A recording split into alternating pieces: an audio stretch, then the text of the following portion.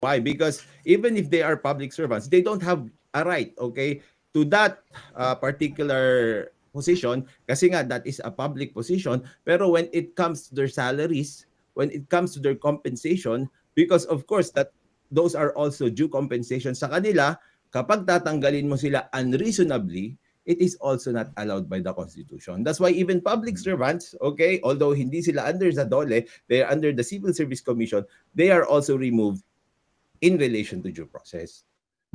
Okay, so with regards to due process kasi lahat yan may tamang panahon kung kailan mag-explain. At pag tinignan natin yung Section 3 and even the internal rules of Congress, nakalagay naman dito that the respondent will have a chance to be able to explain their side and present evidence to support their case pagdating na sa Committee on Justice. Pag na verify and na endorse yung complaint from after the 10 session days, then na-refer na yan sa Committee on Justice. Pero, kung makakuha kasi yan ng one-third signatures ng ating Congress, then diretso na yan, matatransmit na yan sa Senado, where, in the Senate trial, magkakaroon ng opportunity yung ating respondent na i-defend yung sarili niya. Ganun lang naman talaga yung proseso, and it's always been like that.